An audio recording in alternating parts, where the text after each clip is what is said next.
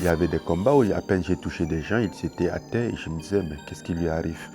Je ne comprenais même pas pourquoi il était à terre. Faut essayer. Bon, après, j'ai essayé qu'un seul Superman Punch, mais ouais, je me suis amusé comme je voulais, donc ça va. Toute ma vie a été une succession de défaites. Je suis maître de ma propre pensée, de ma propre vie. Et ce n'était pas la meilleure façon d'honorer la mémoire de mon fils parce que de ce que je connais de lui, je pense qu'il aurait voulu me voir faire mieux. En son nom, en tout cas, en sa mémoire. Pourtant, je suis au sol et je me dis, mais il y a quoi? Qu'est-ce qui se passe?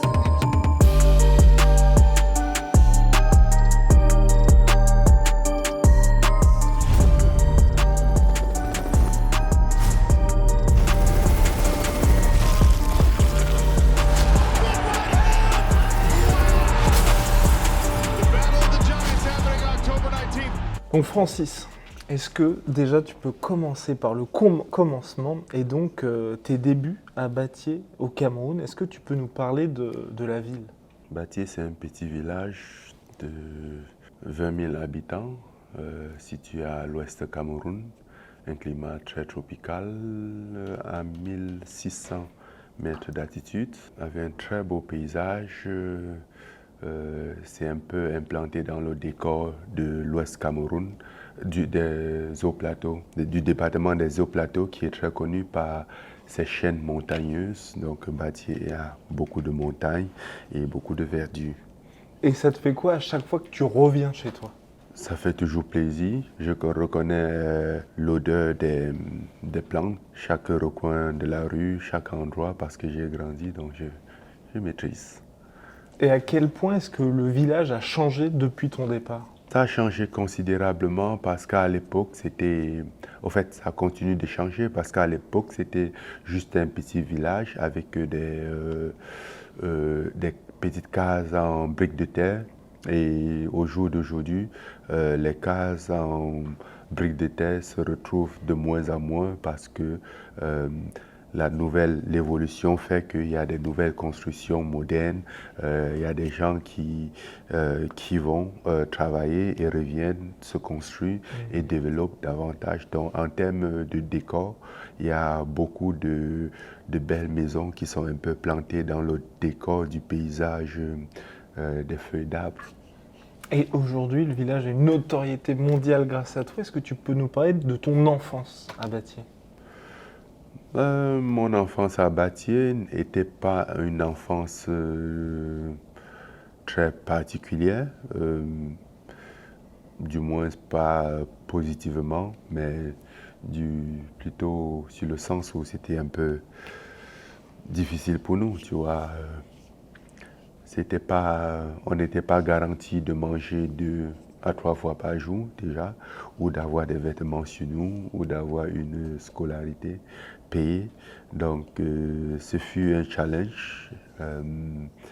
Disons que c'est dans ce décor où je me suis forgé, c'est dans ce décor que la personne que je suis aujourd'hui a été forgée. Et est-ce que tu as des souvenirs agréables aussi de cette enfance?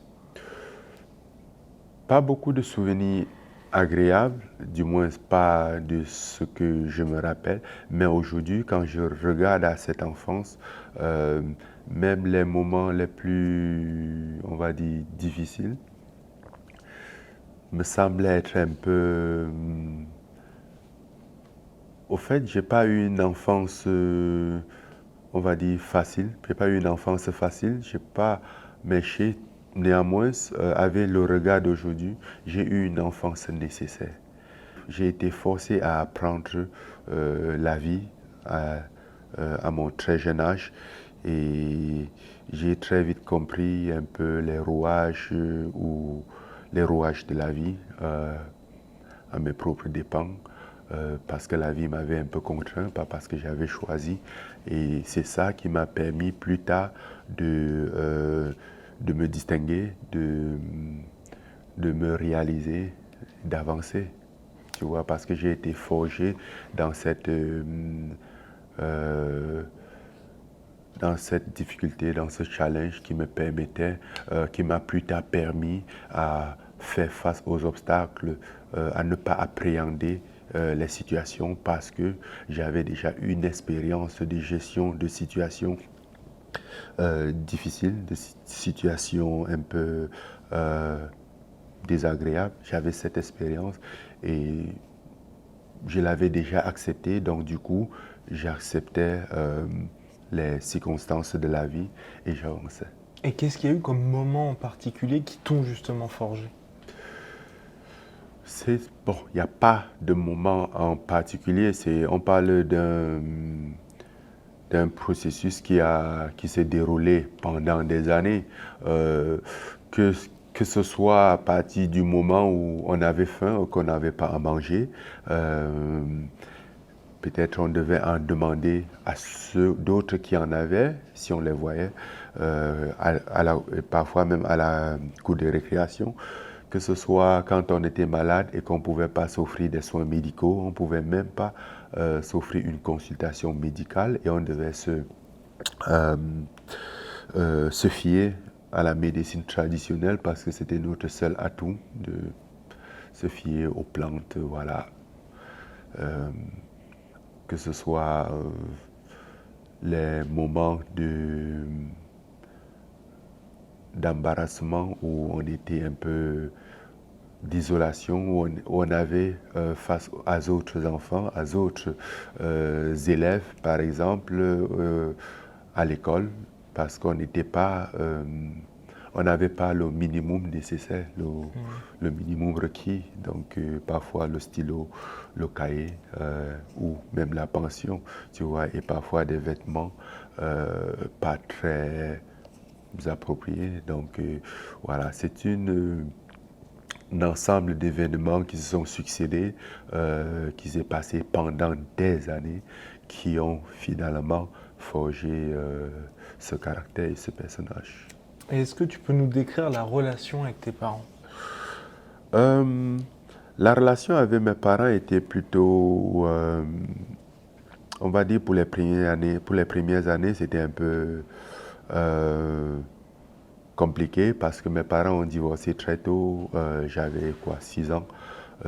Donc je me rappelle déjà pas de beaucoup de choses avant leur divorce, mais néanmoins de la suite, je me rappelle, tu vois, et on a dû vivre dans des familles d'accueil, d'autres familles qui devaient nous accepter pour 6 mois ou individuellement, vu qu'on était séparés.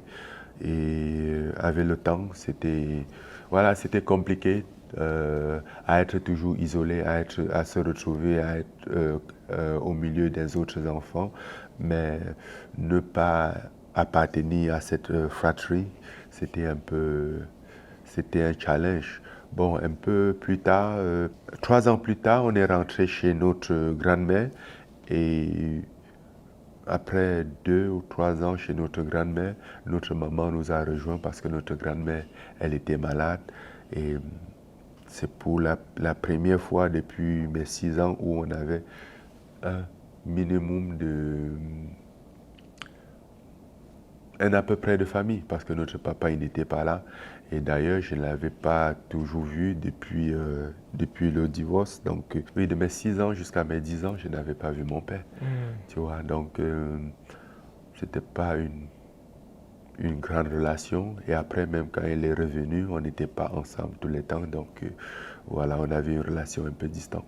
Et tu en as déjà parlé, mais ton père était connu, je crois, comme bagarreur de rue, c'est ça? Et en quoi est-ce que ça a eu une influence aussi sur ta vie?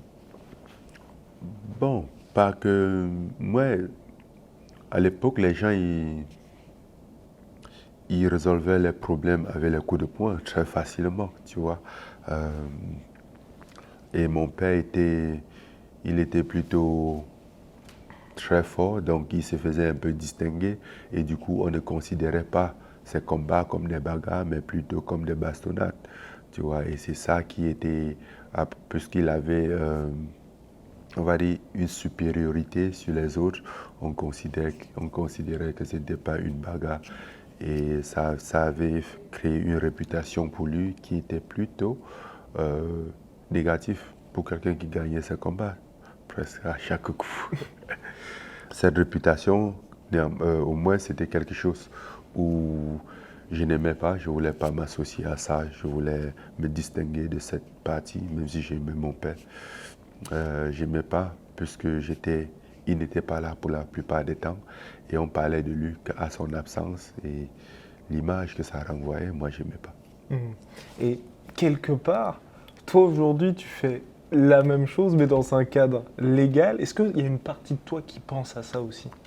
Oui, d'ailleurs, puisque je crois à mes 13 ans, c'est là où j'en suis venu au fait que je devais être combattant professionnel, boxeur professionnel, pour faire ce que j'aime, parce que mine de rien, j'aimais tout ce qui était associé au combat. Mais comment le faire sans toutefois avoir la même réputation que mon père ou sans toutefois être poursuivi par la police ou des trucs comme ça. Donc le meilleur cadre, c'était de le faire en tant qu'un combattant professionnel. Et c'était en gros, pour moi, c'était une pierre deux coups. En même temps, je devais faire ce que j'aimais toujours faire, mais dans un cadre légal. Et je devais me distinguer et prouver à d'autres enfants que je n'étais pas un moins que rien. C'était juste les circonstances de la vie qui faisaient que je n'avais pas tout ce qu'ils avaient, mais que je ne déméritais pas tout de même, car j'avais, du moins, je me battais pour mon âge, je me battais plus que les enfants de mon âge et je méritais le minimum que j'avais, même si ce n'était pas suffisant, car pour la plupart des temps, je connaissais la valeur, car j'avais travaillé pour ça. Mhm. Et tu parles justement de travailler pour ça dans les mines de sable, carrières de sable. Ouais.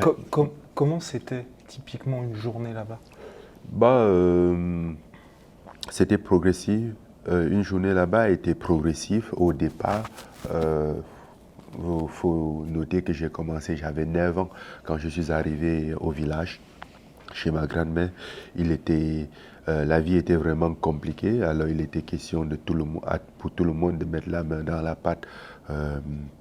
Et on a dû commencer à travailler à la carrière de sable. Mais étant tout petit, même si j'étais un peu plus grand qu'un enfant de 9 ans, mais je restais quand même petit. Je n'étais pas assez solide, assez expérimenté pour faire ça. Donc du coup, je faisais un peu le rôle d'assistant, je faisais un peu des tâches un peu allégées dans la carrière. Et avec le temps, j'ai appris, j'ai acquis l'expérience, je grandissais, je devenais plus fort. Et au bout de quelques années, j'étais un employé complet où je pouvais travailler au poste d'extraction, d'extraire le sable dans des courants d'eau qui l'emportent ou de creuser les montagnes qui vont, la terre qui va être emportée par l'eau et va laver la terre du sable, va séparer la terre du sable.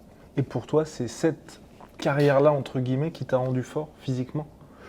Non, pas particulièrement. Non, pas particulièrement. Parce que tous ceux qui ont travaillé dans des carrières ne sont pas aussi forts.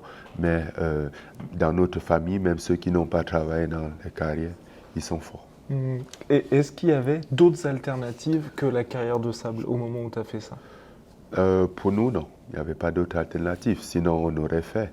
La carrière de sable était vraiment le que fait. Hmm. Et au moment où tu décides de quitter le Cameroun, on va dire, comment est-ce que ton entourage a réagi à cette décision? Bon, mon entourage n'était pas au courant de ma décision parce que je savais ça aurait été quoi les réactions et ce n'était pas du tout favorable ni encourageant. Et c'est une décision que tu as prise seule? Oui, c'est une décision que j'ai prise seule. J'ai dû mûrir cette décision pendant des années parce que c'était dur. Il fallait quand même du bol, tu vois, quitter le chez-soi sans savoir où est-ce qu'on va et sans savoir si on reviendra un jour. Parce qu'il y en a plusieurs qui sont partis, qui ne sont pas revenus et qu'on n'a jamais entendu parler d'eux encore, sans savoir ce qui allait se passer, si ça allait bien se passer ou si ça allait virer aux cacahuètes. Et même au cas où ça se passe bien, qu'est-ce que cela veut dire? Par quoi allais-tu traverser pour arriver à ce résultat? Donc, aucun scénario n'était un scénario parfait. Et tu avais conscience de tous les risques au moment où tu as Oui, pris la j'avais décision? conscience, mais il était question de ne pas laisser ma peur prendre le dessus sur mon rêve, sur mon ambition, sur ma volonté. Et ce voyage justement incroyable, étape par étape, comment ça s'est passé? Euh, C'était très compliqué, c'était de plus en plus difficile parce qu'au départ, quand on quitte le Cameroun, on monte par le nord Cameroun et après on se, on se glisse au Nigeria. Là encore, ça va, tu vois, en tant que Camerounais au Nigeria, c'est encore plus ou moins la libre circulation et tout va bien. Les conditions de vie ne sont pas encore très difficiles, encore on a encore nos réserves à cette étape. Et c'est à partir du Niger que les choses commençaient à se compliquer. Et ça se compliquait davantage après l'Algérie et le Maroc qui étaient euh, on va dire, le saumon de ce périple. Et pour toi, c'est cette partie qui est la plus dangereuse du voyage? Ouais, c'est cette partie qui est la plus dangereuse parce que c'est l'étape où on est un peu inconscient des dangers qui nous entourent, des dangers auxquels nous nous exposons.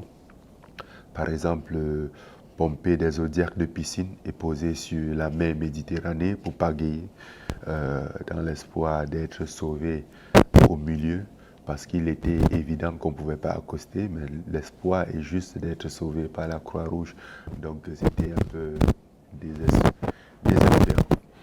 Et tu as accompli tellement de grandes choses dans ta carrière qu'on a l'impression que ça, qui en soi est le tout début, c'est en soi un accomplissement exceptionnel. Ouais, plus que c'est l'élément déclencheur. Sans ce voyage, ce périple, il n'y aurait eu jamais de carrière sportive sans cette...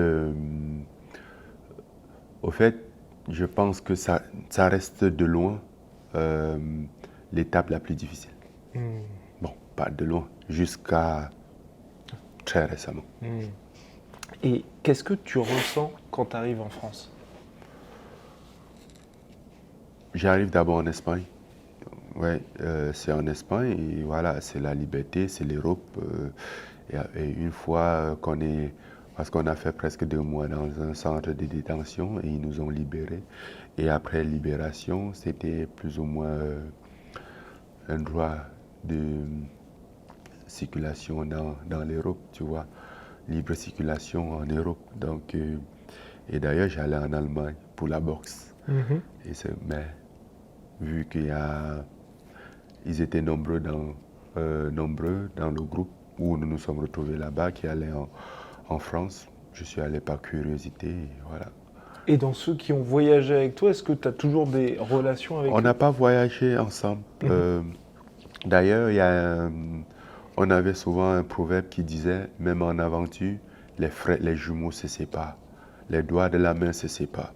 Tu vois, parce que parfois, il est arrivé que tu es pris dans des situations où peut-être ton doigt est coincé et que tu dois te décider si tu dois sacrifier ton doigt, sauver le reste de ta peau ou tu vas tout perdre, tu vois. Donc, c'était un peu la mentalité dont les gens ils se séparaient. C'était étape par étape. Et à chaque étape, tu rencontrais des gens qui étaient sur ce périple. D'autres qui étaient là depuis très longtemps, qui avaient pris ce parcours depuis des années, et d'autres qui avaient pris bien après toi. Et voilà, c'était un peu aléatoire. Et je crois que tu as mis plusieurs fois avant de réussir la traversée. Est-ce qu'il y a un moment où tu t'es dit, je ne vais pas réussir à réaliser mon rêve?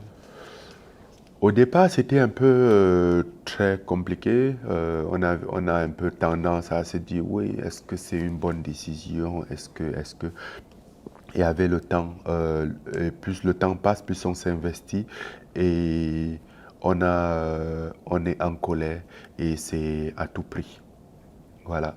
C'est à partir du moment où ça devient... ça prend un temps pour le cerveau de shifter du rationnel au irrationnel.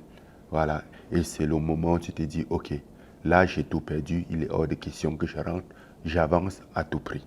Et c'est là où ça devient très très dangereux parce que là, tu n'es plus conscient des risques, tu n'es plus très rationnel dans tes décisions parce que tu ne considères pas beaucoup de choses.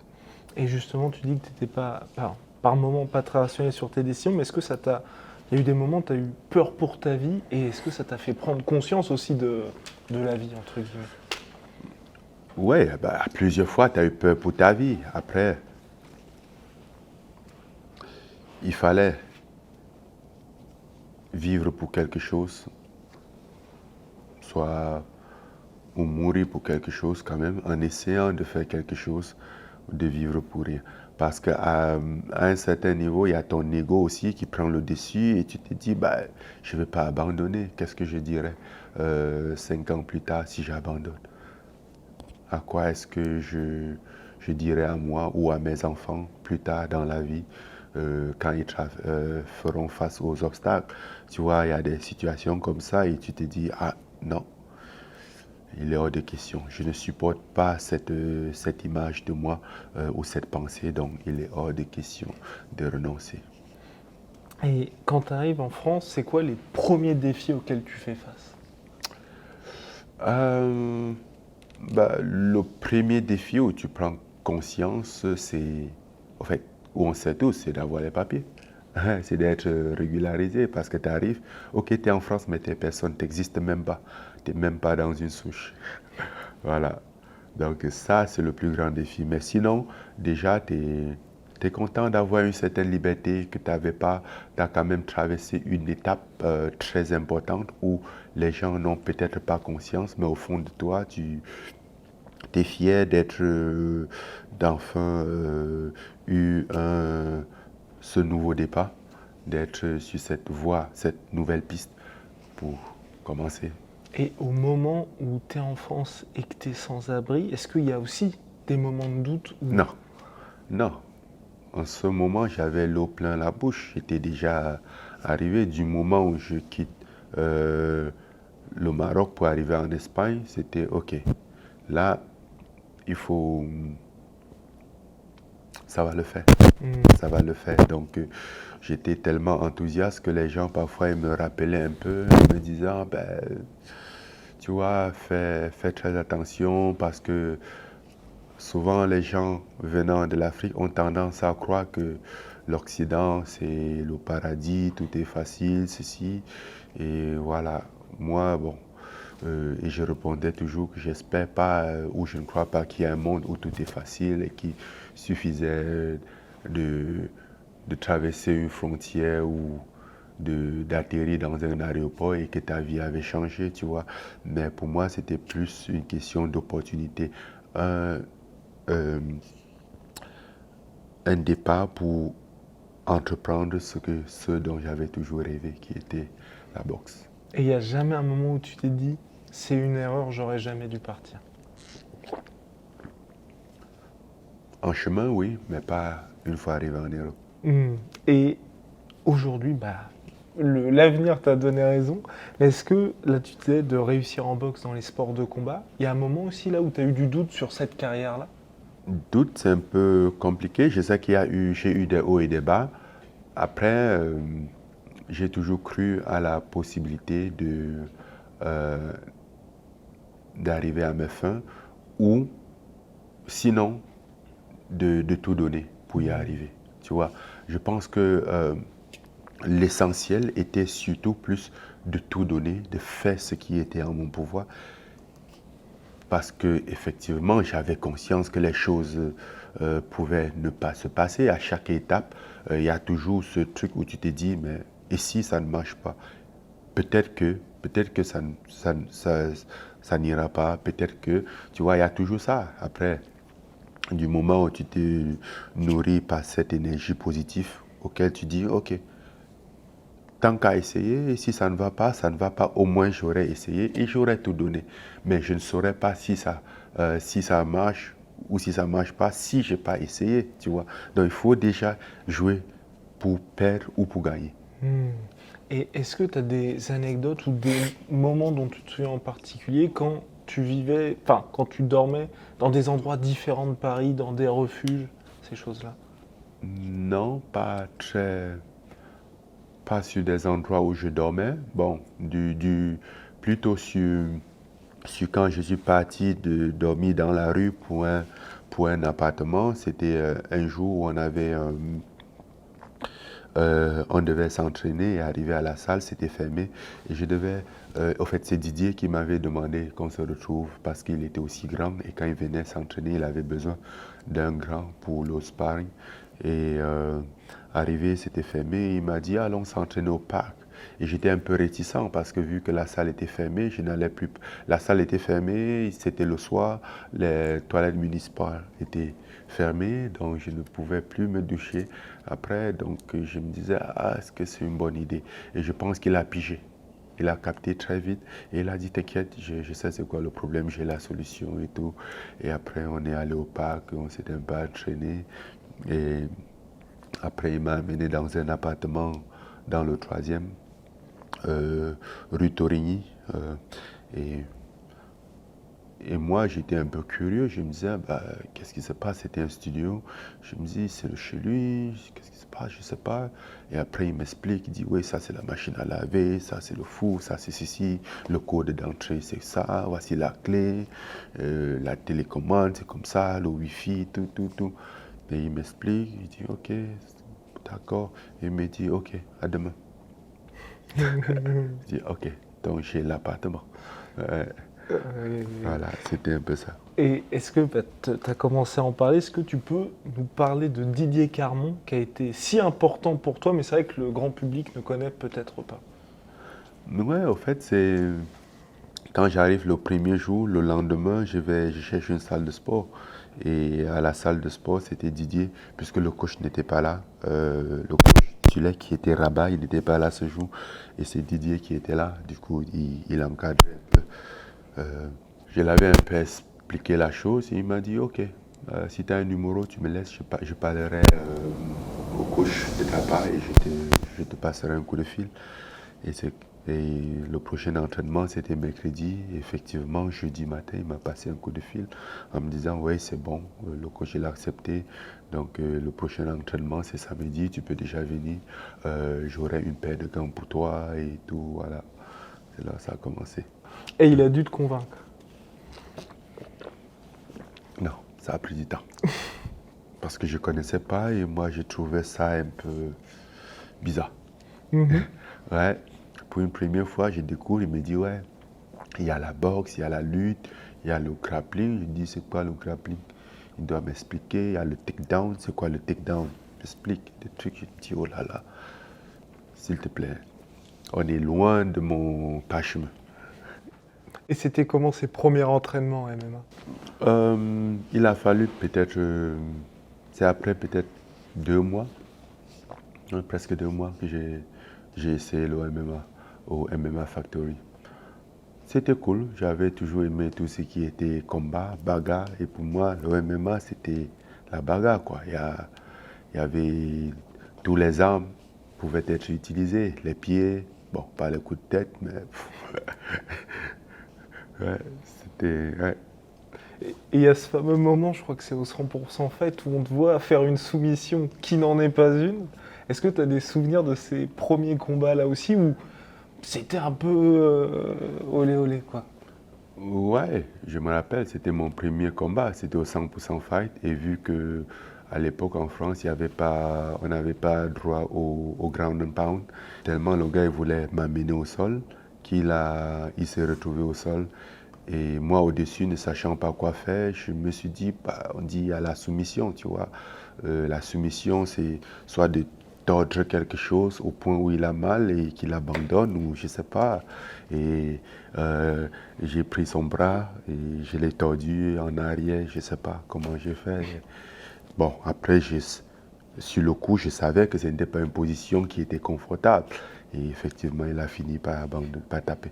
Et c'est à ce moment-là que tu deviens. C'est quelle période où tu deviens le phénomène physique que tu es aujourd'hui? Comment ça, le phénomène physique?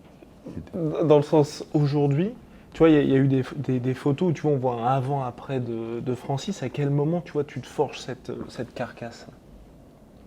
J'étais déjà forgé. Hmm. J'avais quoi, 27 ans. C'est pas comme si j'avais 16 ans ou j'étais ado, tu vois. J'avais 16 ans, j'étais déjà.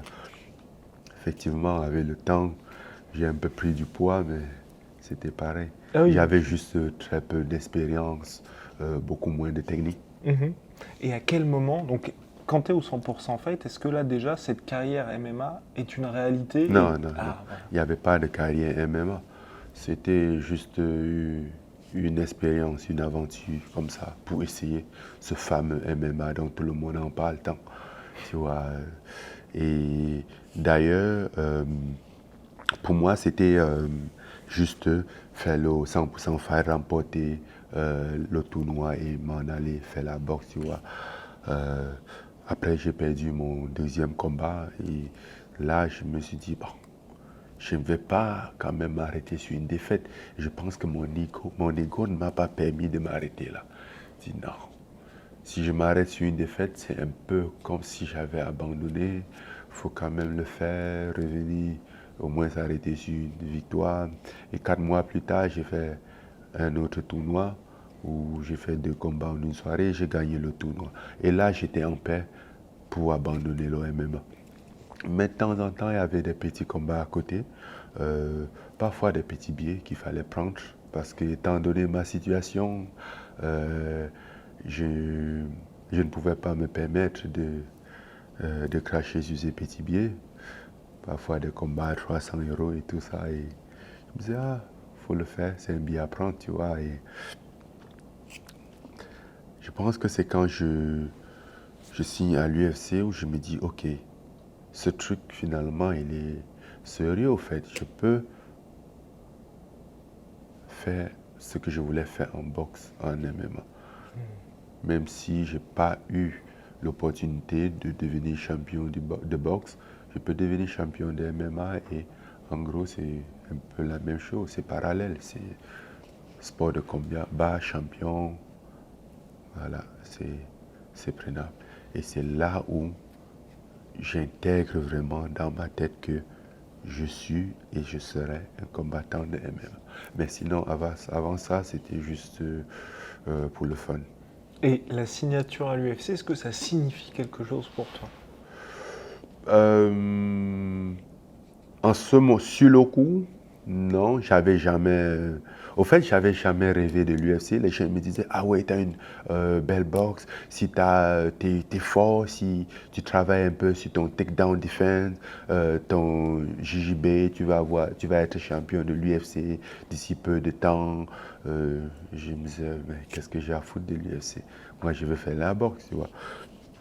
Et c'est quand l'opportunité s'est présentée, je me suis dit, ben, finalement, au fait, peut-être il serait malin de suivre ce qui s'offre à toi que de suivre ce qui ne s'offre pas à toi. Et c'est pas comme si je suis tout jeune, comme si j'ai le temps de faire un peu mes caprices, tu vois.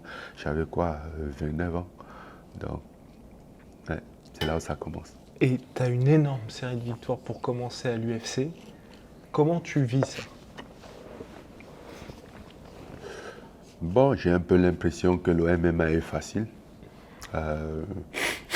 Plus facile que je ne le croyais. Parce que dans des combats, à peine j'ai touché. Il y avait des combats où à peine j'ai touché des gens, ils étaient à terre et je me disais, mais qu'est-ce qui lui arrive? Je ne comprenais même pas pourquoi il était à terre. Parce que je n'avais pas l'impression de l'avoir touché, tu vois. Et je me dis, ah, les choses étaient faciles en tout cas. Donc, jusqu'à ce que la réalité me rattrape quand je combats contre Stipe. Et ça, c'était un peu comment on dit, le eye-opening. J'ai vraiment compris parce que en même temps, même si je croyais que c'était facile, mais j'avais quand même une volonté d'explorer, de tout donner, de travailler, mais je ne savais pas comment m'y prendre. J'avais jamais expérimenté le sport de haut niveau ou le sport de façon générale en grandissant, donc je ne savais pas comment me préparer pour une telle chose. Tu vois, et je pense que c'est là où tout a été tout a foiré. Et beaucoup de pression s'est exercée sur moi. Les entraînements, de façon générale, n'étaient pas très coordonnés. Rien, au fait, rien n'était coordonné. Rien n'était coordonné pour un combat de championnat du monde. Et là, ce jour-là, j'ai compris. J'ai capté. C'était quoi le truc? Ouais. Et donc il y a ce combat contre Stipe Miocic où donc, ça t'ouvre les yeux. Ouais. Le combat d'après contre Derrick Lewis, on se dit, oh, qu'est-ce qui se passe à ce moment-là? J'étais en phase de réajustement. Voilà, je pars d'un côté où je me dis, ok, j'ai fait ça mal, j'aurais dû faire comme ça. Et le j'aurais dû faire, j'arrive pas à trouver le juste milieu, je vais un peu à l'excès.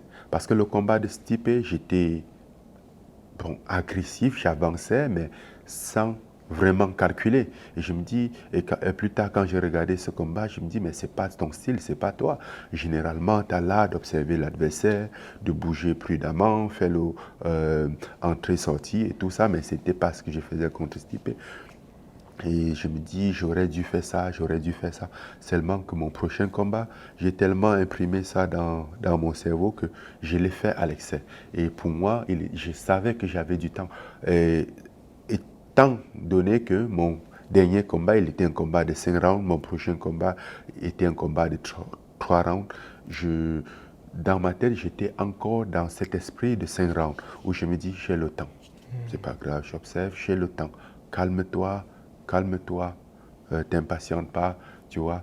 Et les rounds finissent les unes après les autres, et après c'est la fin. Et j'étais choqué quand on m'a dit c'était la fin. Pourtant j'étais là, je me dis c'est la fin.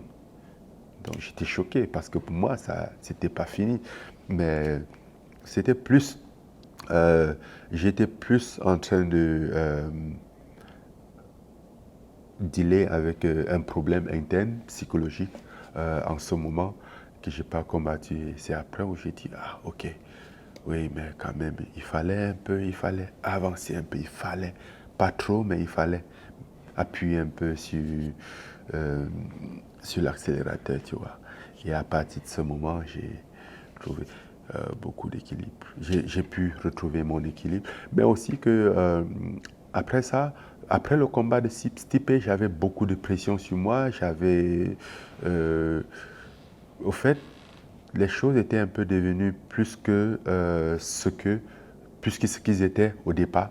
Tu vois, au départ, c'était un sport où je faisais pour le plaisir et c'était devenu très sérieux. Ah oui, tu as déçu telle personne, les gens sont déçus, on pense que. Et ça avait beaucoup fait effet sur moi. Et après le combat de Derrick Lewis, je me dis, ok, bon, là, je pense qu'on va sortir vraiment de ce que les gens pensent. Je m'en fous de ce que les gens pensent. Là où j'ai commencé, personne n'avait espéré que j'arriverais ici. Et si, si ça doit se terminer, quitte à ce que ça se termine à ma manière, tel que ça a commencé, que j'en profite, tu vois, que ce soit fun. Et je me suis lâché, j'étais un peu plus relax dans mes prochains combats et les choses ont repris. Les finishes ont repris et je finissais le combat un peu très vite parce que j'étais plus en mood, j'étais plus libéré dans mon esprit. Et géographiquement, à ce moment-là, c'est là aussi où tu passes de la France à Las Vegas, ou peut-être même un peu Non, avant, c'est ça? Ouais. c'était bien avant. Euh, Même quand j'ai combattu Alistair Overeem, qui était avant Stipe, j'étais déjà à Las Vegas. Et quelle était ta volonté justement d'aller aux États-Unis, de partir aux États-Unis? Ah, il était clair que pour élever mon niveau dans tous les aspects, il fallait aller aux États-Unis, même en termes de sparring partner, au niveau de compétition, même pour améliorer la langue anglaise, pour mieux comprendre le fonctionnement du sport, ne pas être qu'un participant, tu vois, peut-être plus tard devenir un acteur. Dans le game ou du moins comprendre les règles du game, tu vois. Donc c'était un peu dans cette optique. Et étant donné que voilà, les États-Unis avaient toujours été mon rêve d'enfance, tu vois. Donc tout était aligné pour que ce soit la meilleure destination pour moi. Et donc là, tu te retrouves face à une grosse étape parce que tu es sur 2 défaites consécutives, face à un Américain en la personne de Curtis Blades qui est en pleine bourre, que tu as déjà battu, et en plus c'est un main event en Chine, donc c'est quand même une situation un peu particulière. Est-ce qu'à ce moment tu te dis, c'est passer un bourbier, mais peut-être qu'ils essayent de te pousser gentiment vers la sortie? Moi, peut-être, mais aussi je me dis, bah, si c'est la fin, quitte à ce que je m'amuse. Au départ, je me suis engagé au MMA, je continue au MMA parce que je m'amusais. Alors, Et au fil des temps, j'avais perdu ce côté amusement, ce côté plaisir. Et c'était devenu très sérieux. Et tout à coup, je laissais beaucoup de pression s'abattre sur moi. Et je me dis, ah, là, maintenant, les pressions, les attentes, c'est plus mon problème. Moi, je fais mon truc. Ça passe, ça passe. Ça casse, ça casse. Ça sort comme ça sort. Et ça passe à chaque fois jusqu'à ce que tu retrouves la route de Stipe Miocic à ce moment-là. Est-ce que c'est une situation où tu te dis, c'est plus lui que la ceinture qui compte pour toi? C'est plus quoi? Lui que la ceinture qui compte pour toi? Non, c'était un 2 en 1. Mhm. C'était un 2 en 1 parce que c'était pour moi l'opportunité de montrer à ceux qui pensent que, ou qui pensaient que je n'avais pas le niveau, que je ne pouvais pas, de leur montrer que j'avais compris le game. Et après notre premier combat, j'étais très confiant sur notre prochain combat parce que j'avais presque tout compris ce soir. Tu vois, et peut-être que sans ce premier combat, j'aurais perdu le deuxième, tu vois, mais le premier m'a permis, j'ai appris du premier pour combattre le deuxième. Dans le deuxième, j'avais une meilleure approche et ça faisait quoi, 3 ans ou ouais, ça faisait 3 ans et j'avais quand même appris. Et je me dis, ah non, là, j'ai tous les atouts. Et j'avais un ascendant parce que je savais c'était quoi ses compétences, de quoi il était capable. Mais lui n'avait pas, il ne savait pas vraiment c'était quoi mes compétences. Et à quel moment tu as senti que tu l'avais dans ce combat? Parce que d'un point de vue de spectateur, très rapidement on s'est dit, oh, ça va le faire pour Francis. Bien avant le combat, j'étais confiant, je savais que j'avais ce combat. Parce que je connaissais la personne de Stipe et j'avais appris de mon précédent combat face à lui. Et au moment où tu gagnes le titre UFC, même si tu as toujours ton rêve de boxe, est-ce que ça signifie quand même quelque chose pour toi? Ouais, bon, pour moi, d'autant plus que pour moi, devenir champion du monde était une façon à moi de prendre ma revanche sur la vie, tu vois. Une façon voilà, de lui balancer une claque du revers de la main à la vie, comme quoi, tu vois, je suis arrivé malgré tout. Et c'était un peu ça l'optique. Mais seulement, je suis là, ok, j'ai fait ça. Et c'est quoi la suite? C'est pas la fin, quoi, tu vois.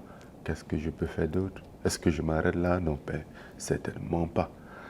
Avant moi, il y a eu des champions du monde. Après moi, il y aura des champions du monde. Qu'est-ce que je peux faire de plus? Qu'est-ce que je peux faire pour me distinguer davantage, tu vois? Donc, c'était un peu cette optique. Et quand tu gagnes, de mon point de vue, hein, j'ai l'impression qu'il y a énormément de réactions au Cameroun. Est-ce que tu t'attendais à cet accueil? Oui, parce qu'il y avait déjà beaucoup de réactions au Cameroun auparavant, même dans des combats précédents la ceinture, le combat pour le titre. Et tu penses c'est quoi? C'est ton parcours, ta personnalité, tes accomplissements? Qu'est-ce qui fait que les gens là-bas te considèrent autant? Je pense que c'est déjà ce côté patriotique et également mon parcours parce que beaucoup se reconnaissent dans mon parcours, dans mes obstacles, dans ma vie, quoi. Beaucoup ils regardent, beaucoup ils me regardaient et c'était en quelque sorte, ils se voyaient en moi, tu vois, et c'était déjà, oui, mais ça les valorisait, c'était ok. Je ne suis pas nul. Tu as vu, un de nous, un comme moi, il est champion du monde, donc c'est possible, tu vois. C'était un peu dans cet état d'esprit-là, cette mentalité. Et le dernier combat UFC, c'est contre Cyril Gane, un combat au moment où tu le prends, du fait de la blessure, du fait de ta situation contractuelle avec l'UFC. De ce que j'ai lu, de ce que j'ai entendu, tout le monde te dit ne le prends pas. Ouais. Qu'est-ce qui fait que tu te dis non, je vais quand même y aller? Ouais, ben, il faut savoir que chaque chose dans ma vie, ou presque chaque chose dans ma vie que j'ai fait, personne n'a été d'accord. Et avec le temps, au départ, c'était juste moi qui m'entêtais, qui était un peu têtu, qui ne suivait pas des gens, qui m'entêtais à ce que je pensais. Et à un moment, je me suis rendu compte que j'avais très souvent raison sur des gens. J'a- J'avais l'habitude de donner tort aux gens. Et je me dis, bon, ça veut juste dire personne ne sait au fait. Personne ne sait ce qui va se passer. Et aussi, pour moi, ce combat était plus qu'un simple combat. Ce n'était pas un combat contre Cyril Gann, comme tu disais. C'était un combat contre un système qui voulait m'oppresser, contre une institution qui voulait m'oppresser. Et moi, d'ailleurs, à cette époque, je m'étais beaucoup souvenu d'un film que j'aime beaucoup, les 300 Spartiates. Là où Léonidas, il dit à Xerxès que, ok, avant que tout ça se termine, le monde se souviendra qu'un homme libre a tenu tête à un titan, à un tyran. Et c'était un peu mon quote préféré. En ce moment, je me disais, mais au fait, c'est pas comme si je suis dans un combat offensif où j'offense. Je maintiens juste ma position. Je dis non, c'est moi qui dois reculer, alors je refuse de reculer. Et c'était un peu dans cette optique. Donc voilà, une fois de plus, je me suis entêté à n'écouter que moi. Et encore une fois, dans ce combat, comme dans la vie, tu te retrouves dos au mur puisque tu perds les 2 premiers rounds. Est-ce que là, il y a un moment, tu te dis, cet incroyable pari, je ne vais pas réussir à l'emporter? Non, parce que déjà, en allant à ce combat, je savais que je pouvais perdre. J'avais une blessure de genou qui était encore très douloureuse, qui était instable. Et face à un adversaire qui est très mobile, très agile, et qui est, voilà, on lui a un peu pompé, il est chaud, tu vois, il est tout feu, tout flamme. Psychologiquement, il est présent. On lui a nourri psychologiquement pour qu'il soit présent et croit à son potentiel. Un potentiel dont il en disposait, effectivement, tu vois. Donc, je savais que tout allait se passer. Mais une fois de plus, ce n'était pas qu'un combat. C'était plus qu'un combat et j'allais me battre à tout prix. Et je pense qu'au début, j'étais aussi plus inquiet pour mon genou. Oui, et c'est effectivement à cause de mon genou où je me suis dit, je ne sais pas si c'était une bonne idée parce que je sentais cette instabilité. J'étais encore très concentré sur mon genou. Ça faisait que j'étais plus lent dans mes actions ou mes réactions à cause de cette angoisse. Mais plus le combat il est avancé, plus mon cerveau il switch où je me dis ok, fuck this, whatever happen happen. Tu vois, on y va. Et finalement, ça l'a fait, mais c'est pas un petit mais, donc tu restes champion, il y a toujours cette question contractuelle, et tu vas aller au bout, là encore. À aucun moment tu t'es dit, je vais lâcher là aussi, enfin, pas lâcher, mais peut-être signer avec l'UFC. Bon, j'avais considéré que je pouvais re-signer avec l'UFC. J'avais jamais annulé l'option de re-signer avec l'UFC. Mais il fallait que l'UFC, tu vois, qu'il mêle un peu de l'eau dans son vin. Tu vois, parce que j'avais l'impression qu'on était assis à une table et que dans un verre, c'était complètement du vin et dans un verre, c'était complètement de l'eau. Tu vois, au moins, il faut me faire humer l'odeur du vin, tu vois, même si ce n'est pas un vin pur. Et voilà, il faut un peu bouger de cette situation, ce qui est logique parce qu'on est dans ça ensemble, on fonctionne ensemble. Effectivement, c'est toi l'essentiel, c'est toi l'élément essentiel, mais je suis aussi un acteur, tu vois, donc quand même montrer un peu de la considération pour ma personne. Et je pense que c'est là où le problème il était situé. Moi, je n'avais jamais dit non, je ne re-signerai plus avec l'UFC. Non, j'étais toujours ouvert à la conversation du moment où ils acceptaient de bouger un peu les choses. parce que le format qui était en place ne me convenait pas du tout. Et c'est à ce moment-là que le PFL arrive. Comment ils ont fait pour te convaincre et pour signer Francis? Honnêtement, quand le PFL arrive, après que je quitte l'UFC, j'ai eu pas mal de propositions et j'ai eu un appel avec Pete Murray, le CEO du PFL. Et on a discuté et j'avais déjà entendu les volontés sur cette histoire de PFL Africa, ce qui était quelque chose qui me tenait à cœur parce que j'en avais même moi proposé ça, un truc, bon, pas exactement, mais similaire à l'UFC, sachant que l'UFC ne pouvait pas me donner autant de pouvoir ou sur un truc, mais au moins de considérer l'aspect d'aller en Afrique, vers les Africains, tu vois, que les Africains ne soient pas toujours obligés de faire tout ce périple pour en arriver là, mais que l'UFC puisse faire un pas vers eux. Et cette conversation, pour eux, n'avait pas de sens.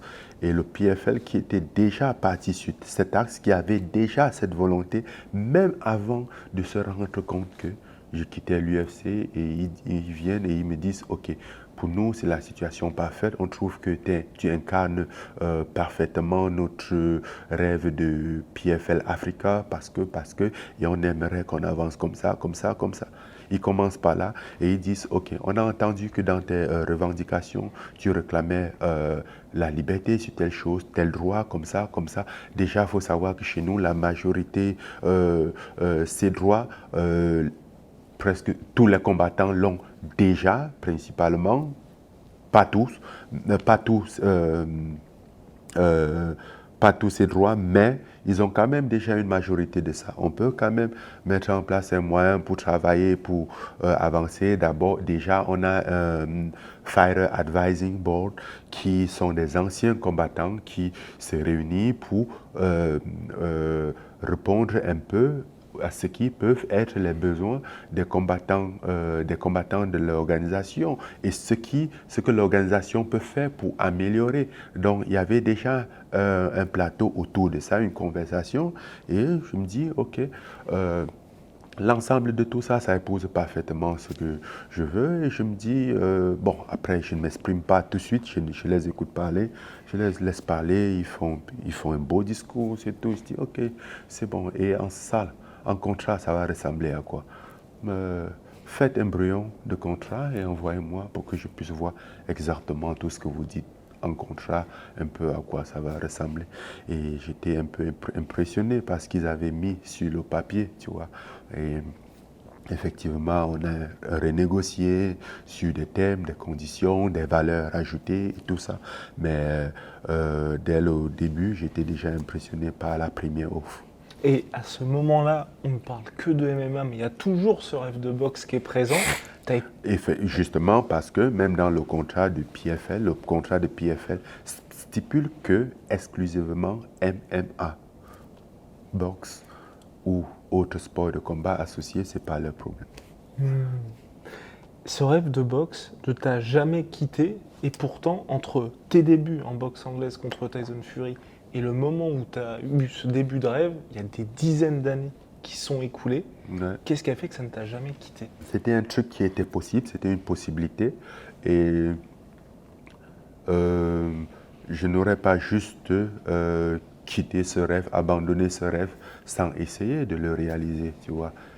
Pour moi, il était quand même question de voir ce que ça aurait pu donner si jamais les choses avaient été différemment, si jamais j'avais eu l'opportunité d'évoluer en boxe, si jamais j'avais eu un meilleur cadre plus jeune, si jamais, tu vois, il y avait quand même ce point d'interrogation qui était toujours quelque part en moi. Et ce rêve de boxe est né quand tu as vu ton premier combat? Pardon? Ce rêve de faire de la boxe, c'est quand tu as vu ton premier combat de boxe? Est-ce que tu te souviens du premier combat que tu as vu de boxe? Non, ce rêve, il est né bien avant que je ne voie le premier combat de boxe. Au fait, le rêve, à la base, c'était juste pour tout ce qui était combat, action. À la base, au départ, c'était un peu bruyant. dis, ah, j'aime le karaté, il y a mon oncle qui est karatéka, il y a ceci, il y a cela. C'est avec du temps que j'ai peaufiné et j'en suis arrivé à la boxe qui pouvait être une carrière et que j'allais pouvoir faire ma vie. Et on parle beaucoup de Mike Tyson et de Francis Ngannou. Tu as eu l'occasion de le rencontrer. Il t'a coaché pour ton premier combat contre Tyson Fury. Ça fait quoi de rencontrer son idole? C'était pas en ce moment que je l'avais rencontré. J'avais rencontré Mike Tyson 4 ans plus tôt, où je l'avais d'ailleurs parlé de l'opportunité, du fait que si jamais j'en venais à combattre Tyson Fury, puisque c'était déjà ma volonté 4 ans plus tôt, qu'il devait être dans mon coin, et il avait approuvé, il avait accepté. Donc, oui, c'était quoi? C'était en 2019 que je rencontre Mike Tyson pour la première fois et c'était un rêve. Voilà. Et à ce moment, exactement, à ce moment-là, ça restait un rêve d'affronter Tyson Fury. Est-ce qu'aujourd'hui, il y a des choses où tu te dis, le monde va se dire c'est impossible à faire, mais moi je sais que je vais pouvoir y arriver? Ce que je me dis, c'est que le monde, il sait rien. Les gens, ils sont des experts, ils s'autoproclament être des experts, des professionnels, des ceci, des visionnaires qui voient le futur, mais personne ne sait rien. Euh, tant que tu n'as pas essayé, tu ne sauras jamais. Tu vois, et si tu laisses cette narrative te drainer de ton énergie, de ton rêve, tu n'arriveras jamais à rien. Il y a combien sont ceux qui n'ont pas pu quitter leur boulot pour commencer leur business parce qu'on les a dit non, tu ne peux pas, tu vois, tu es tranquille, tu as une sécurité, tu as une garantie. Et combien sont ceux qui ont fait la même chose et qui ont réussi et qui ont exploré et qui ont fini même par acheter la boîte à laquelle ils travaillaient. Ils sont nombreux. Donc, au final, personne n'y sait rien. T'as finalement ce combat contre Tyson Fury. Rien que le fait de l'obtenir, est-ce que tu te dis ça y est, mon rêve est une réalité? Ouais, c'était une réalité, le fait de l'obtenir.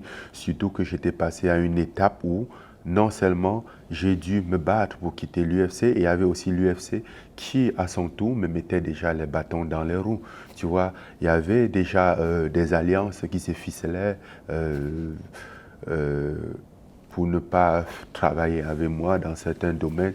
Et il y avait même des partenaires qui me disaient, bon, tu vois, là maintenant, on n'est plus trop d'accord parce qu'on privilégie notre relation avec l'UFC que de, voilà, tout compromettre pour toi, des trucs un peu comme ça. Et là, je m'étais dit, ok, là, je me retrouvais un peu dans une situation où je n'avais pas imaginé, tu vois. Et c'est en ce moment où tu te dis, ok, comment est-ce que ça marche? Et tu te rends compte que du moment où tu t'attaques à une entreprise, surtout une entreprise qui est en bourse, inconsciemment, tu t'attaques directement à tous les investisseurs. Parce que tu mets en péril l'investissement. Lui, il a envie de voir son investissement s'accroître et toi, tu le fais décroître. Alors du coup, sans le connaître, il ne t'aime pas, il n'est pas content de toi. Et c'est là où je me suis dit, ok, là les choses marchent autrement. Ce sont des alliances, ce sont des partenariats. Maintenant, il fallait, puisque il y avait une ceinture de sécurité autour d'eux qui étaient de ceux qui avaient de l'intérêt dans ça.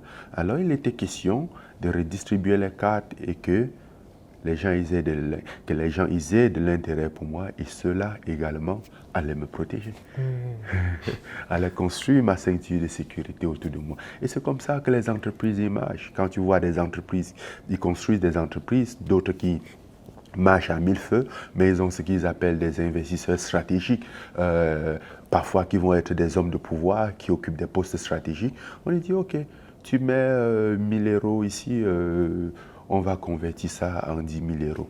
Mais seulement qu'à partir du moment où il met 1000 euros là-bas, si tu t'attaques à cette société, tu t'es attaqué à ces 1000 euros, et lui déjà, individuellement, il va te combattre. Et ils sont nombreux dans cette société. Et ça, tu l'as compris, tu l'as fait seul. Je veux dire, t'as personne pour t'épauler là-dedans. Enfin, t'es vraiment le moteur de tout ça. Bon, c'est les trucs qui se font petit à petit. Et voilà, c'est pas d'un coup tu as compris et d'un coup tu construis un truc. Tu comprends petit à petit et ça t'appelle, ça t'interpelle et tu te dis, ok, peut-être que si je faisais ça, il faudrait accepter ça, ça, ça, ça. Tu vois, c'est, c'est le modèle. Après, ça devient très limpide et tu te dis, ah ouais. Je connaissais juste pas les règles, mais c'est un jeu quand même qui est intéressant. Et donc, pour revenir au sportif, combat contre Tyson Fury, oui, tu perds le combat à la décision, mais objectivement, on a l'impression que tout s'est bien passé pour toi. Est-ce que tu as le même ressenti? Oui, tout s'était bien passé pour moi. Quel que soit le résultat, j'avais fait le combat parce que toutes mes craintes avaient été mises à l'écart, tu vois. Je me rappelle même dans ce combat, depuis le début, je me posais toujours la question de savoir est-ce que je peux tenir 4 rounds, est-ce que 5, est-ce que 6, est-ce que 10. Comment est-ce que je vais me sentir après 5 rounds, tu vois. Et plus le temps avançait jusqu'au 10e round, et je me dis, pas mal, tu vois. Et voilà. Bon, j'avais toujours les trucs comme les Superman Punch en tête. Après, je me dis non, faut pas brûler ton énergie inutilement, ça sert à rien. Et à la fin, je me dis, ah, c'est pas aussi mal que ça. Faut essayer. Bon, après, j'ai essayé qu'un seul Superman Punch, mais ouais. Je me suis amusé comme je voulais, donc ça va. Après ce combat, tu es classé, je crois, à la WBC. Tout le monde se pose la question, quelle est la suite pour toi? Et finalement, tu obtiens le combat contre Anthony Joshua, plus gros encore que Tyson Fury pour toi? Ça, je ne sais pas. Je pense que le combat de Tyson Fury, il était un peu plus grand. Et il y a aussi Pardon. il y a aussi cette dimension qui est frappante chez toi, c'est qu'on a le sentiment que tu gardes toujours les pieds sur terre, alors que quand les gens vont parler des Conor McGregor, d'autres combattants, à partir du moment où ils atteignent la richesse, la motivation n'est plus là. Toi, comment tu fais pour être toujours aussi concentré, toujours aussi posé? Je ne suis pas concentré. En fait, je ne dirais pas que je suis toujours aussi concentré. Je dirais, vu que mon objectif, il est quelque chose d'autre, et voilà. Je me rappelle quand j'ai commencé les sports de combat, j'ai fait beaucoup de combats qui étaient gratuits, tu vois, et je continue. Donc, pourquoi je continue? Parce que c'était quand même une passion, il fallait beaucoup de passion pour le faire, et voilà. Et j'ai encore cette passion. Je pense j'ai encore quelque chose à donner au sport avant ma retraite, donc c'est important pour moi. Et le combat de boxe contre Anthony Joshua, t'en as déjà parlé notamment dans le podcast de Joe Rogan où t'expliques qu'ils t'ont fait attendre des heures et des heures. Oui, il y a beaucoup de trucs qui se sont passés sur ce combat qui était louche. Ce qui ne veut pas dire que le combat aurait pu se passer de la même façon si les choses avaient été nettes. Tu vois, quand tu as un mec comme Anthony Joshua en face pour un combat, ce serait idiot de ne pas penser que tout peut arriver, tu vois. Mais je pense quand même que, ok, on aurait dû laisser les choses se faire normalement et que ça arrive, ça arrive. T'acceptes, c'est le sport, tu vois, t'avances. Et à la manière de ta première défaite en MMA, est-ce que là, tu penses aussi que ton ego ne va pas te laisser le résultat Non, tel quel? non, parce que là, je suis conscient que j'aurais pu faire mieux. Là, c'est une évidence. Est-ce que j'aurais pu perdre le combat? Bien sûr que oui, mais j'aurais pu faire mieux. Tu vois, donc c'est un peu une situation. En fait, c'est deux situations très différentes. Parce que, est-ce que je parlais de ma première défaite au MMA et j'accusais la façon dont je me suis entraîné, tout, tout, tout. Est-ce qu'avec du recul, je pense que je me suis mal préparé, mais pas du tout. Je me suis très bien préparé. Au point où, s'il fallait recommencer, je referais la même chose. Tu vois, donc, par contre, ce qui m'interpelle et me motive plus, me dit, c'est que si il y a eu, à un moment, eu des idées pour me mettre un peu des bâtons dans les roues, c'est qu'il y avait une inquiétude, je constituais une peur. Et s'il y avait une peur, c'est que je possède quelque chose. Et ça, d'ailleurs, ça me motive. Et concrètement, quand tu... Parce que si tu n'avais pas été un danger, d'ailleurs, ce qui s'est passé sur le combat d'Anthony Joshua, c'est ce qu'on espérait. Tout le monde espérait que ça allait se passer au combat de Tyson Fury. Mais là, ils se sont dit, bah, il est dû à craquer, lui. Bon, tu vois, il ne faut pas laisser les choses au hasard, tu vois. En fait, c'est ce que moi je pense. Je peux me tromper, mais néanmoins, c'est ce que je pense. Donc, c'est quand même un facteur indicateur que je reste néanmoins une menace. Mhm. Et après cette défaite, est-ce que tu... Enfin, pour les fans, pour moi, ça a été, et pour, je pense, tous les supporters de Francis Ngannou, c'était inimaginable, tu vois, de te voir comme ça, de cette manière-là. C'était inimaginable pour moi également. D'ailleurs, vu même comment les choses se sont passées, c'était très bizarre.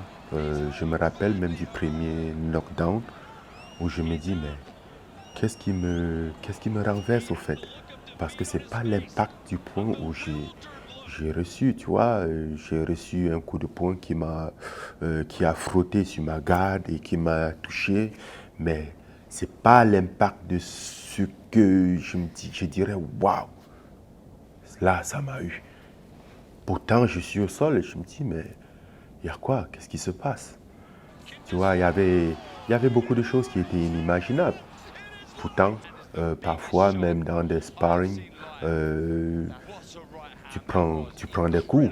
Ou même une fois rentré chez toi, tu te dis, ah oui, l'enfoiré, il m'a eu. Tu vois, mais ce n'était pas le cas. Donc, ouais, il y a... Mais c'est le sport, c'est plus grand, c'est le sport, la politique, c'est le business sport. Voilà. Et donc, il se passe ce combat en boxe, il y a aussi une tragédie familiale que tu vis. Est-ce que là aussi, tu te dis à un moment, pas le destin va jamais te laisser tranquille, mais quoi que tu fasses, tu vois, on te rappelle toujours à ta situation de t'es un être humain entre Ouais, effectivement, je pense que cette situation, c'est la situation qui met tout en cause et tu dis, mais au final, à quoi ça sert de faire tout ça? Pourquoi je me suis battu depuis toutes ces années? Puisque à la base, c'était pour qu'une telle chose ne se passe.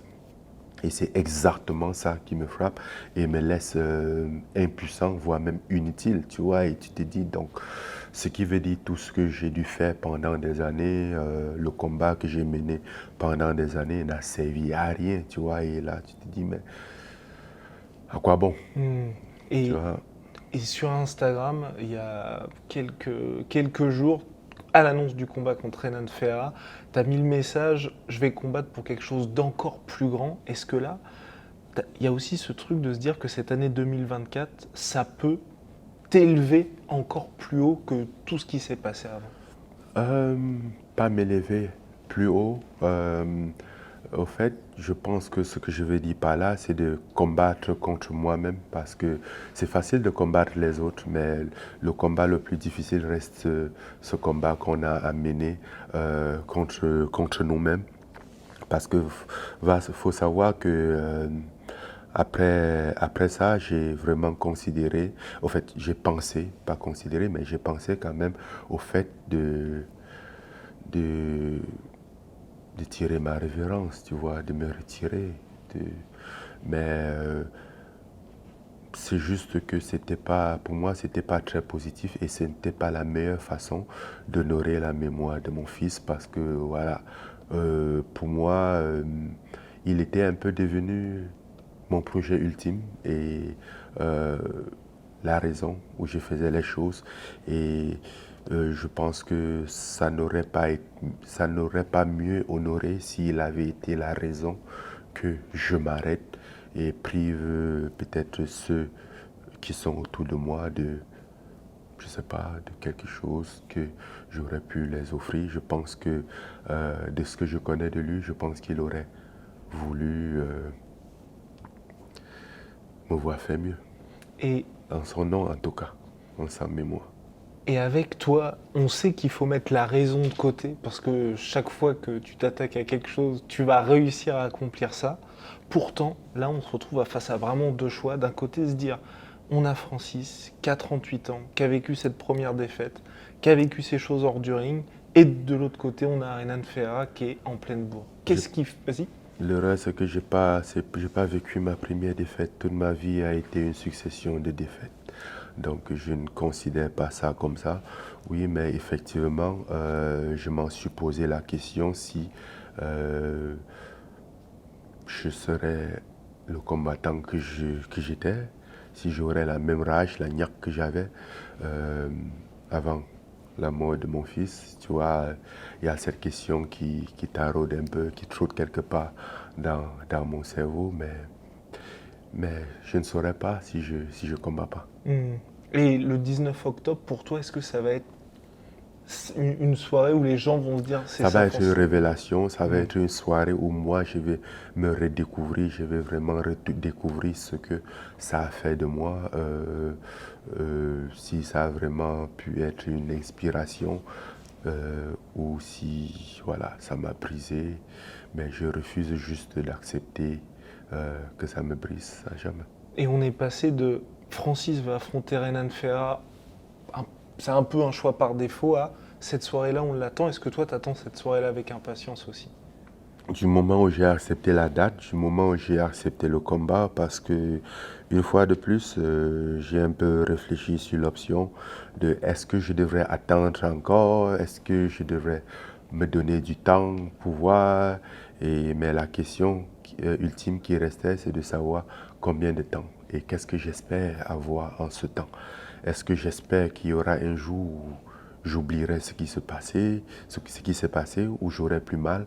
Je ne pense pas que ce jour arrivera. Donc, quitte à ce que tu te lances maintenant, vu que de toute façon, il va falloir à un certain moment sortir de sa cachette, boucler son deuil, même si ça ne signifie pas envoyer à l'oubli et avancer. Et quel va être ton héritage, tu penses, dans le sport ou même au global? Je ne sais pas, je pense que c'est une fois que les gens n'y sont plus qu'on pense vraiment à l'héritage, mais ce que je ne veux surtout pas, c'est qu'on se souvienne de moi comme celui peut-être qui avait abandonné ou celui qui a été brisé par un événement qui arrive aux autres, qui surmonte d'ailleurs, parce que aussi triste qu'elle soit, c'est pas nouveau, quoi, tu vois, ça a toujours existé, voilà, ça frappe les gens tous les jours et ils y arrivent à surmonter, pour la plupart en tout cas. Pourquoi pas moi? Et dans le podcast de Joe Rogan, t'expliquais que toi justement, t'étais un gars qui était sur le terrain et que t'allais pas rester dans les bureaux une fois que ta carrière serait terminée. T'as le projet PFL Afrique. En parlant Oui, particulièrement oui. du PFL Afrique. Et il y a aussi ta fondation. Euh, Aujourd'hui, qu'est-ce que tu fais concrètement pour ta communauté? Ben, concrètement, je sais pas, je fais ce que je peux. On essaie un peu de développer, de créer un peu des centres, quelques centres sociaux, euh, de, de participer dans autant d'activités qu'on peut. Il y a beaucoup, aujourd'hui on a 2 centres d'entraînement, un centre à Batié et un centre à Douala qui est beaucoup plus grand. D'ailleurs, un de nos combattants de Batié combattra sur ma carte à Riyad. On fait pas mal de choses. On a récemment lancé le centre informatique qui est situé à la mairie de Batié et qui permet un peu d'initier les enfants et toute autre personne, tout âge confondu, à tout ce qui est informatique en fonction du programme désiré, que ce soit Microsoft Office, l'architecture, donc designer d'intérieur, extérieur, cybersécurité, développement web et autres. Voilà. Donc on a créé un centre à travers la fondation, au-delà d'autres interventions spontanées qu'on fait. Et t'as jamais oublié d'où tu venais? Pourquoi c'est si important pour toi? Ouais, parce que ça me permet de mesurer la distance parcourue. Mhm. Et Il faut savoir c'est quoi la ligne de départ pour pouvoir, pour pouvoir mesurer c'est quoi la ligne d'arrivée, quelle distance on a avancé et tout ça. Voilà. Donc ça nous permet de ne pas perdre le cap. Et c'est pour ça que c'est important aussi pour toi d'y retourner régulièrement aussi. Oui, je retourne régulièrement. Toute ma famille y est. C'est le chez moi. Voilà. Je suis parti de chez moi juste pour un but, pour un objectif. J'ai jamais fui le chez moi. J'ai jamais abandonné le chez moi. Je suis parti pour un but. Et je continue à m'en aller pour ce même but. Mais le chez moi reste le chez moi. Et quand là récemment, tu es retourné, je crois, au Cameroun avec. Donc il y avait ESPN, il y avait le PFL et tout. On a vraiment le sentiment que là, tu mets ça sur la carte, on va dire, mondiale. Bah ouais, c'est ce que j'essaie de faire. Dit, bah, c'est pas aussi un petit village, c'est pas un petit village paumé, tu vois, c'est un beau village qui a ses avantages, tu vois, parce que parfois les gens ont tendance de stigmatiser des petits villages, ou surtout en Afrique, comme quoi c'est un cercle de pauvreté, de misère où les gens crèvent de faim ou de soif ou quoi que ce soit. C'est un beau village qui est très riche, surtout en sous-sol, plein de verdure et l'agriculture qui est très produit qui est très ouais, qui produit énormément, l'élevage aussi, qui sont des secteurs très prometteurs euh, dans le village. Et est-ce que tu as des ambitions pour le Cameroun? Parce que, mine de rien, tu te rapproches quand même lentement, mais sûrement de la retraite sportive. Mhm. Est-ce qu'aujourd'hui, tu as des choses que tu aimerais faire au Cameroun, au global? Je ne sais pas. Il- en fait, oui, effectivement, j'ai un projet déjà, des ambitions, même pour l'Afrique en général, d'où l'idée, d'où le PFL Africa, donc qui n'exclut pas le Cameroun, d'ailleurs, qui inscrit le Cameroun comme un acteur euh, euh, très important.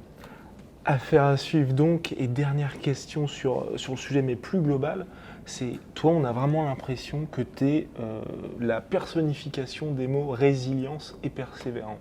Est-ce que tu es d'accord avec ça? Hmm, Ça dépend de l'échelle, de quel pourcentage. J'ai souvent eu mes doutes. J'ai souvent.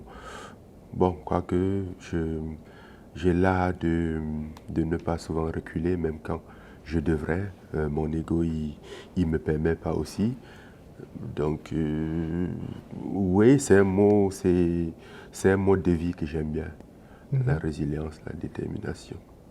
Et qu'est-ce qui, enfin on va dire, toi, comment tu te définis ou comment t'aimerais que les gens te définissent? Je ne sais pas. À chacun de me définir comme bon lui semble. Ou qu'on se souvienne de toi, À chacun de faire ce que bon lui semble. Ce que tu aimerais n'est pas important. C'est ce que, et quoi que tu fasses, les gens auront les opinions différentes envers toi et envers le projet en lui-même, ce que tu fais. Donc, je vis ma vie de façon libre, sans toutefois euh, me être captif de l'opinion ou de la pensée des gens. Je suis maître de ma propre pensée, de ma propre vie. Et ça me suffit. Effectivement, j'ai rien contre le positif. Et si jamais ça se trouve à la porte, mais en même temps, ça me permet aussi de ne pas laisser le négatif traverser le seuil de ma porte. et toutes les difficultés de la vie, tu as réussi à les affronter. Quel message tu as pour ceux justement qui se retrouvent dans des situations compliquées, qui peuvent ne pas les affronter comme toi tu les affrontes? Ben, ce serait juste la résilience et de la persévérance dont on parlait, parce que effectivement, parfois, le doute réside dans. Parfois, le doute vient du fait qu'on ne sait pas si oui ou non on va réussir, ou que parfois on a peur de l'échec. Et ce qui pour moi est un atout essentiel dans le jeu, dans la vie. L'échec fait partie de la vie, même si ce n'est pas le résultat le plus désiré, mais c'est quand même un résultat et ça fait partie du processus. Donc, du moment où on accepte l'échec, on avance, on avance avec beaucoup plus de l'aisance parce que l'échec est un frein qui nous empêche même d'avancer vers la réussite elle-même. Merci beaucoup, Francis. Ndere, yeah. Parfait.